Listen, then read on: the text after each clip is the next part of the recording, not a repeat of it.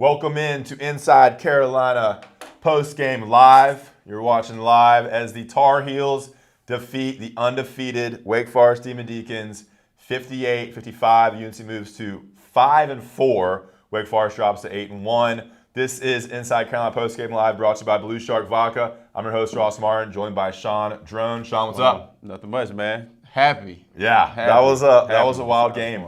We Yes, watched sir. all the fourth quarter here in the office. Yeah. Your initial takeaways on the game? Man, I mean, the guys made plays. I mean, offense made plays. I mean, early on, we couldn't really get the receivers involved and Josh Downs involved like we normally do. So I think that kind of stifled us at the beginning because no one else was able to make the plays. But then, as the game went on, Sam, made the plays that needed to be made with his feet. Didn't have a lot in the air, but, we made the plays when they needed to be made. Yeah, it was a shootout. I mean, at one point I was like, man, the last team to have the ball is going to win. Yeah. And in the fourth quarter, third quarter, UNC scored 24 straight. Yeah, unanswered. 24 straight unanswered.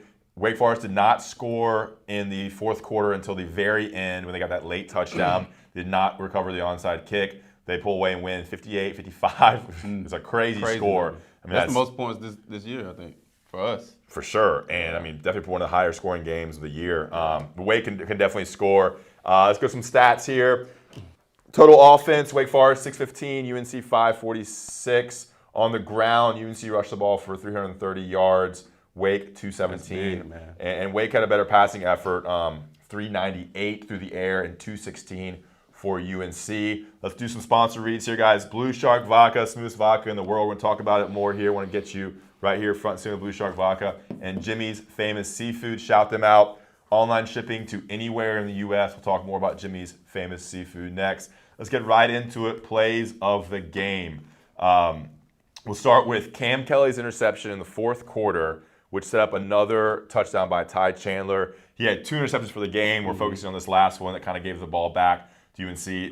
What do you think about Kelly's play in general? We're going to talk about it more because he's also a player. That one was vague to me, so I'm going to let you take that one. I remember it, but I don't remember exactly what happened. I think that was actually when I was coming in the office. Yeah, we were driving back to the office here during the third, fourth quarter switch there.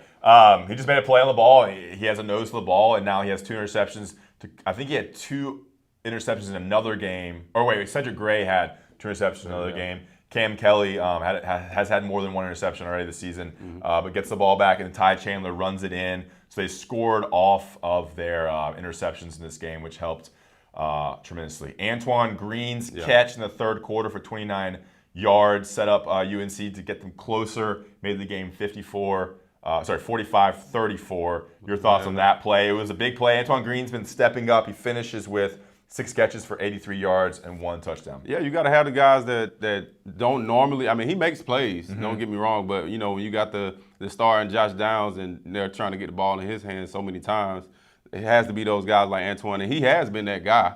When Josh has been kind of off or Sam, hasn't been able to go to him because he's been double covered or he's just not getting open. But Antoine Green is in huge play there.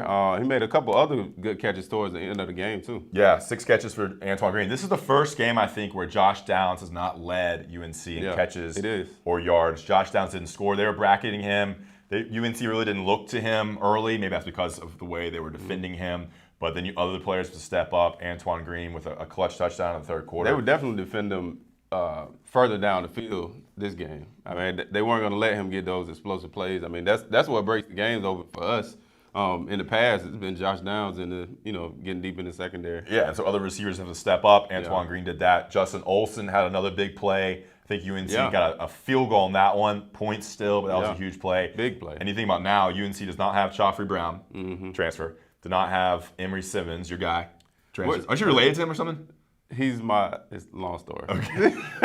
He's my aunt's brother. Okay. Yeah, something like that. Yeah. Somewhere down the line, Yeah. You're not claiming him right now, are you? And so Emory Simmons, there's not many receivers left on this team, All right. But Antoine Green steps up with 6 catches, 83 yards, and 1 touchdown. Yeah. And the third play of the game was not really some crazy thing UNC did. The defense stepped up. You got the 4th down stop with 2:12 left in the game. Give the ball back to UNC. That's when I think on that next possession, UNC scored off the Ty Chandler. UNC was up 3. They got the stop on 4th down, and then Ty Chandler scored, I think, the next player or one of the next plays to blow the game open. He was on fire. Yeah, we're going to talk about Ty Chandler a lot. And then Wake Forest ended up scoring in the next possession. But that stop was huge. That kind of put the game away and allowed UNC to get the ball back, kill some more clock, and then Ty Chandler scored. All right. Let's do the Blue Shark Vodka read. Guys, Blue Shark Vodka sponsor this show all season long. Connor Barth down in Wrightsville in Wilmington, North Carolina, is partnered with Blue Shark Connor's Vodka. in Scotland right now. Yeah.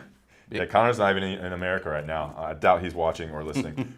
But the smoothest vodka in the world. It's local. It's an accessible price point. It's made with North Carolina sweet corn. Blue Shark Vodka, the smoothest vodka in the world.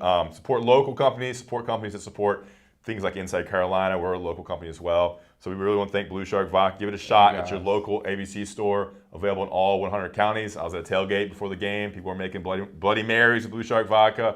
Making like kind of coffee, drinks with Blue Shark Vodka. What your drink of the week was with Blue Shark. You have one every week. Yeah, for the show I have one.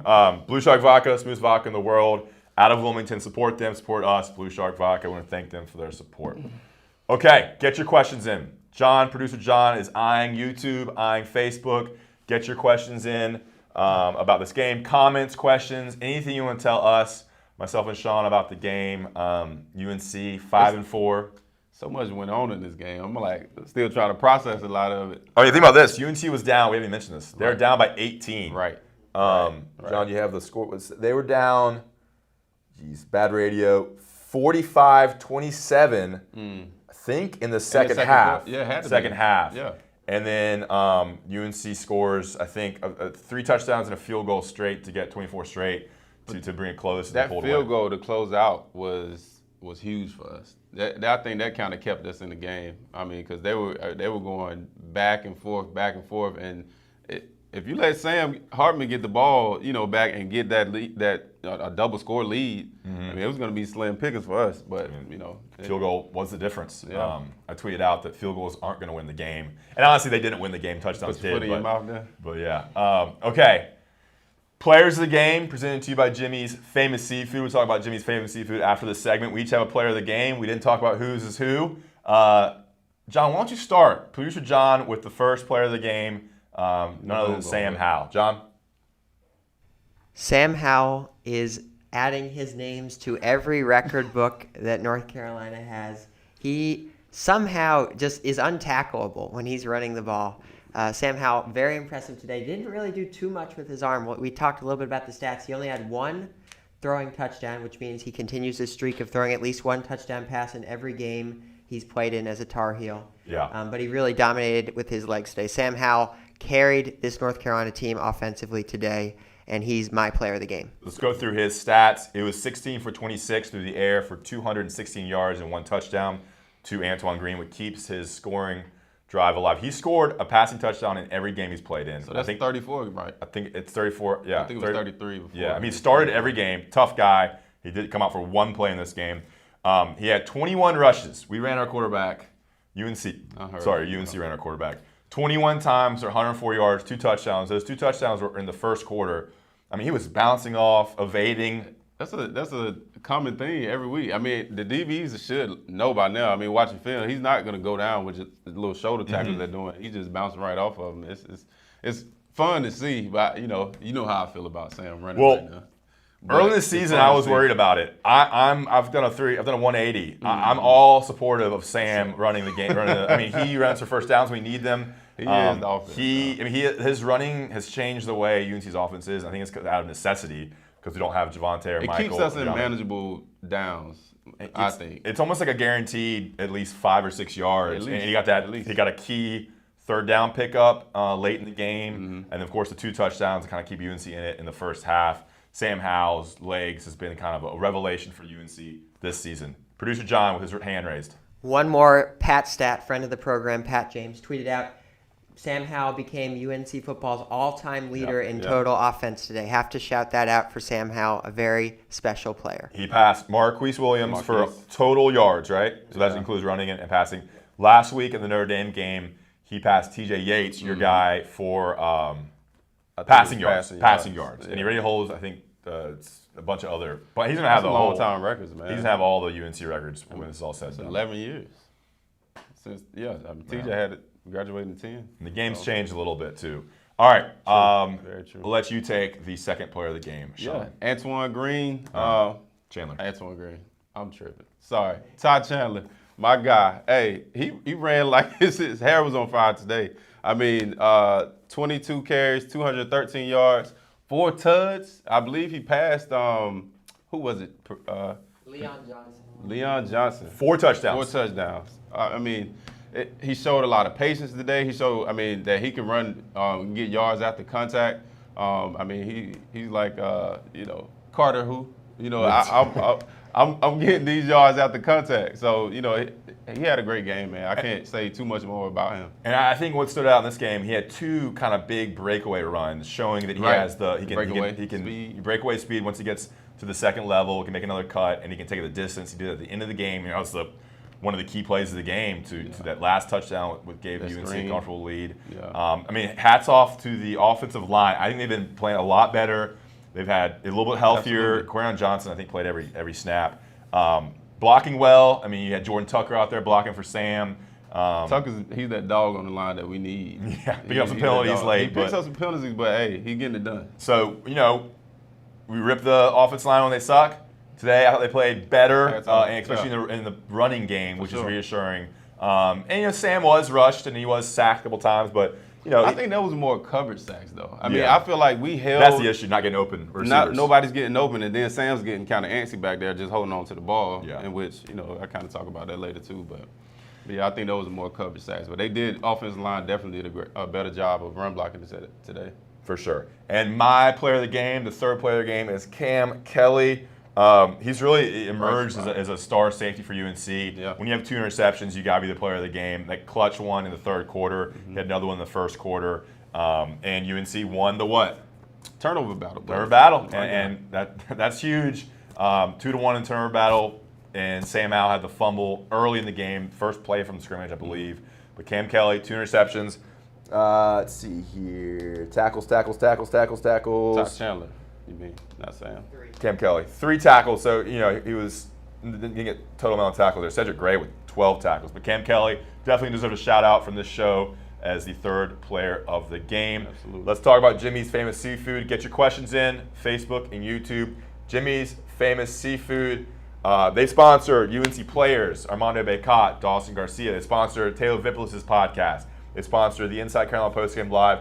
Give them some love. If you're having a party, a tailgate, holidays, need something new, something fresh, get some crab dip, get some crab cakes, get some crabs. They're a Maryland-based, Baltimore-based fresh seafood and crab company, Jimmy's Famous Seafood. They ship to anywhere in the United States. You're somewhere where you can't get that fresh crab.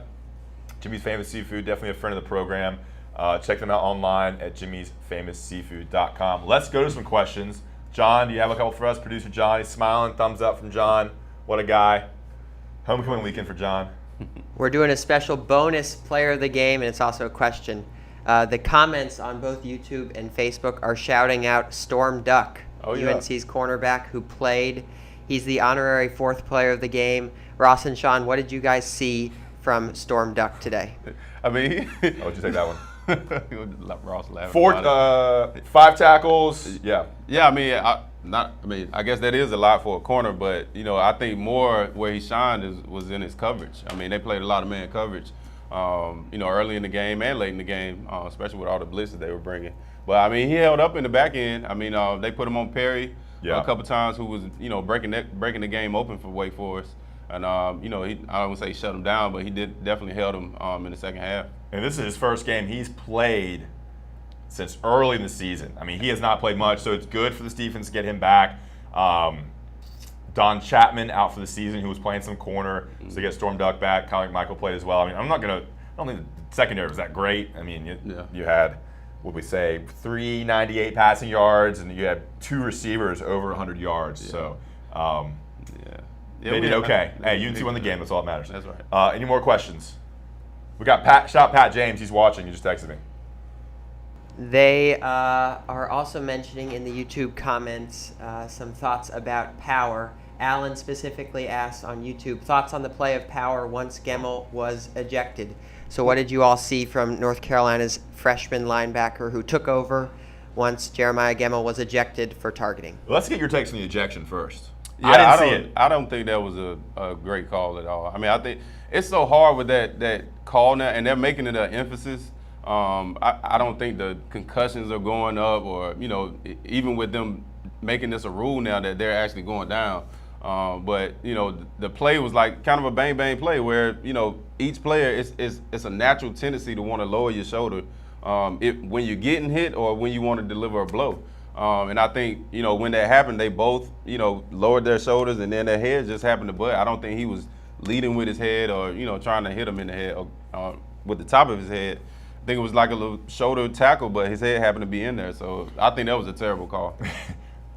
Don't hold back. The one, Power Echols, I'll say this about him. It's hard to really know how good he was without looking at the All-22 and the tape. But you didn't notice that Gemmel was necessarily out. I mean, he was there. He was making play. Finished with 7 tackles, 1 quarterback hurry. I will say this. He bypassed Eugene Asante as UNC's next in line inside linebacker, which tells you a lot for next year. There's probably going to be Cedric Gray and Power Echols by the fact that he's playing ahead of Eugene Asante. Yeah. So that gives you concerns of where Asante is in the depth chart. Power Echols. But he's made plays before, he got in today. Echols, so, yeah. He's going to be a stud. I'm surprised Ra didn't play either, the other middle linebacker. So interesting to see what happens next year there. But Power Echols all over the field, and he's a physical guy. And he's very cerebral. So I mean, he was being super communicative too. I mean, he talked to him, and I kind of saw Gemmel kind of talking to him when he came off, or while he was on the sideline. And I think he may have been telling him to just communicate, talk. You the quarterback on the defense, so you got to be the guy who puts everybody in position, and you got to make plays. And I think he stepped in and did a good job. It's hard to lose your leader, your captain, your heart and soul of the defense like that in Gemmel. So kudos to the defense for kind of keeping it together and getting the win. John, any more questions right now? Should we go into takeaways? I have a question here for Sean. This is a little bit of a player perspective. Sean, do you like it when fans are rushing the field after the game? If you've ever been a part of one of those, what's it like as a player to have them rushing the field? Because UNC's fans rushed the field after this win. UNC was favored, but Wake Forest was ranked number 9 in the country. What do you think, Sean? I guess for us as a football program, and how disappointing this season has been, I think it's two ways, right? Like, everybody's looking like, well, we rushed the field against Wake Forest. Wake Forest, yeah. But, being that we were 4-4, and, it shows support from the student section and the fans. And your boy has been given them flack, I guess. I guess they wanted to show off and, show the support. I think it's great. It shows some team spirit, some school spirit. And show the support for the team. I don't think it's anything wrong with that. Yeah, it is Wake Forest. I don't mind kids having fun. Right. It's been a tough year, something tough year. If they would have tore down the goalposts, then that would be something different. Rushing the field, I kind of. It's been a tough 2 years. COVID. Have some fun. I'm all for college kids having fun. Right. Wake Forest. They were undefeated. They were top 10. I get that. Right. I'm all for kids having fun. So we're a fan of the kids here. All right, let's go into takeaways. 3 takeaways. For UNC with their win over Wake Forest, 58-55. Let's go right into it with Sean on the defense. Yeah, like I said, with Gemmel going out, you had Power step up. You had Storm Duck come in, making big plays. And this is, what he said, like 8 snaps when he initially came in. He hadn't had a whole lot of snaps coming in. But, they've been high on Storm for a while. But, with defense, again, they stepped up and made plays. Same thing in, the Miami game. At the end of the game, they made the plays that needed to be made. Hats off to the D coordinator as well. He made some pretty good calls. He blitzed. I think it was the last possession Wake Forest had. He had a couple man blitzes. They got home, and then on the 3rd down, they kind of sat back and covered 2, which was a smart call for me. Defense. He put the defense in some good positions. You're never gonna be happy with 55 points. Yeah, but. Again, made plays when they need to. They had the 2 interceptions. They held them to no points for a very large stretch in the 3rd and 4th quarter. And then on that last drive, they had the 3rd down and the 4th down. They had some good coverage there. They made some plays. So, you can bash the defense all you want throughout the game because they couldn't stop Sam Hartman and Wake Forest, but when they needed to, a game, that's what football's about, making plays when you When need they to get the win. That's right. All right, number 2 takeaway is the offense and the run game. I mean, this offense has been, I think, it's gotten better and better each week. They looked okay against Notre Dame. They come back and score 58 points against Wake Forest. Sam Howell's run game, Ty Chandler's run game. The offense is trending upwards, especially on the ground. They've been creative in getting balls to Josh Downs and to Antoine Green and Justin Olson. So I think it's a takeaway that the offense is positive and you can lean on them. And when they have the ball, you feel good about them scoring. That's right. That's right. I mean, I didn't have a doubt that we would score at the end of the game. I mean, give Sam the ball, you never know what's going to happen. And we had some guys stepping up, and Ty Chandler and Antoine Green, towards the end of the game to make those big plays too. So, Yeah, and I remember like early in the season when doing the show, we talked about the lack of run game. Or identity, period. Yeah, I thought they really tried to establish it early in this game. Maybe didn't get as many yards in the first quarter, second quarter, but that wore them down. And kudos to the offensive lines we talked about. And to Ty Chandler had a career game, 4 touchdowns, over 200 yards. And our third takeaway, we'll make this the what you mean takeaway. Well, John, you got something? I can throw in a third takeaway Okay, here. good, because blank on the board. I've got it. I had it saved. This Here we go. is the return of the fourth quarter Tar Heels. UNC outscored Wake Forest 24-7 in the fourth quarter today. That was a big theme of Mac's first 2 years. They had these amazing comebacks in the fourth quarter of these games, and that wasn't really the case this season. UNC didn't come back against Virginia Tech. They kind of folded in some of their earlier games this season. But today, the fourth quarter Tar Heels, the cardiac Tar Heels, whatever you want to call them, came back, and UNC came back for the win. It's not how you start, it's how you finish. My dad always said that. 24 straight, and then which gave them enough of a leeway. Wake did score again, but by that point, I think UNC was up 10 points to get the 58-55 win. Great. You know what? John came in the clutch there. Fourth quarter, John with the third takeaway. We left it blank because, as the game goes, we don't know how we're going to finish it. Telling Ty Chandler to hold on to the ball at the end of the game. Coach John. John's big moment was when Sean Drone gave him approval for how he hold the ball going through the traffic there. Okay, what does this win mean for UNC? What do you think? Each of us will give a little take here. We're Sean? one game closer to a bowl game. Okay. Which I think right now we're scratching and clawing to get.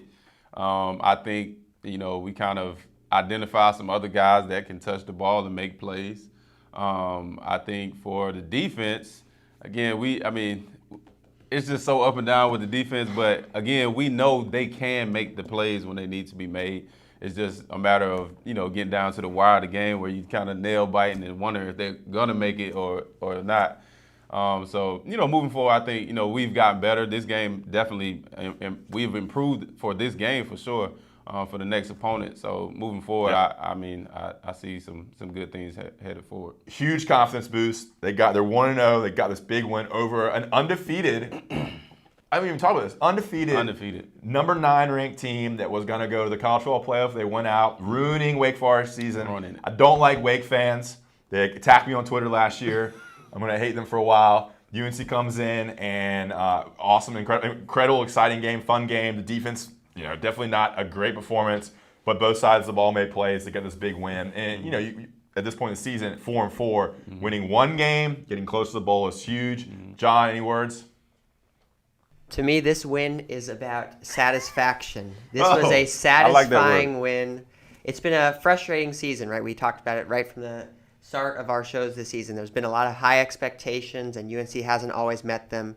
But today felt like we were watching the North Carolina team making these big plays that we were expecting to see all season. So it's a satisfying win, and this program can build on that moving forward. And following the Miami game, which was another close game last time we were both in studio, that was an exciting fourth quarter finish. Right. Both those games, it came down to the last 2 or 3 minutes. UNC made plays to win, and those are games, you much rather win those games than lose those games, no matter how you played. Right. All right, guys, that is about it for us. A look ahead. UNC has Pitt next Thursday. This Thursday. Yeah, this Thursday. Next Thursday. Which is it? Could be both. At Pitt, we'll be here. Sean will not be here. I will be here. Tapping in Mike Ingersoll, my dog, former offensive lineman. We're gonna have to change the setting of the camera. He's maybe 6'6". Y'all about the same height. You might be taller than Mike. Yeah, definitely bigger. Offensive lineman for the Tar Heels back in the early 2010 range, 2011 range. So Mike Ingersoll. So Pitt next week. Away, then it's Wofford, and then it's NC State. 3 games left. UNC's 1 game closer to a bowl.